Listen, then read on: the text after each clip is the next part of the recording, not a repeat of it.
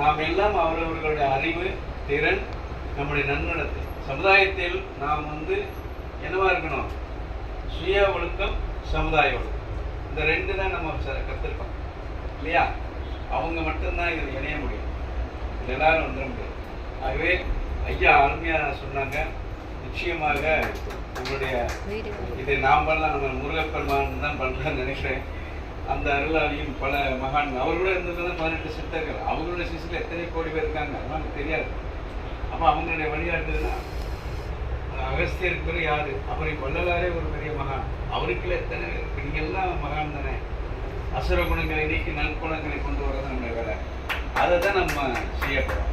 அதனால் ஐயாவுக்கு கோடான கோடிகள் நன்றி தெரிவித்து, ஐயா நிச்சயமாக நம்ம பக்கவளமாக இருப்பார், நாம் அதை செய்வதற்கு தயாராக இருக்குன்னு சொல்லி இந்த மாதிரியான ஒரு சென்டர் ஆஃப் எக்ஸலன்ஸ் கம்ப்ளீட்டாக, அதாவது என்ன சொல்லுவீங்கன்னா எல்லா கிராமத்திலையும் போகணுங்கிற ஆசை.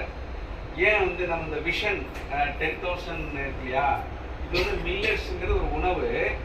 10,000 அவுட்லெட்ஸை நாம் 3 வருடத்தில் உருவாக்க வேண்டும் என்பது நம்முடைய எண்ணம்.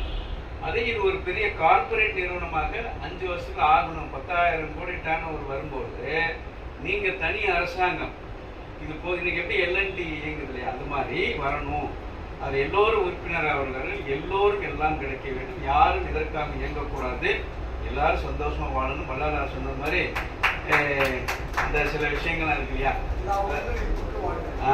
அவ்வளோதான். இதுதான் நம்மளுடைய நோக்கம். அதற்கு மீண்டும் ஐயாவுக்கு நன்றி கூறி, அதே போல் ஐயா பாலச்சந்திரலாம் இவர் இன்னைக்கு எல்லா வசதியும் படைத்து இவங்கெல்லாம் இன்னைக்கு பண்ண அவசியம் இல்லையா? வேலை தூங்கினா பென்ஷன் இருக்குதான் தூங்கிவிட்டாரு. இப்போ ஐயாவுக்குன்னு இன்னுமே போடனேன். ஆனால் ஏதாவது நம்ம இந்த இது என்னன்னா, இந்த உலகம் இன்னைக்கு எத்தனை பேர் நீங்கள் இப்போ எம்ஜிஆர் பற்றிலாம் பேசுகிறீங்க, அவங்க இறந்த பிறகு அந்த புகழ் எதனால ஏழை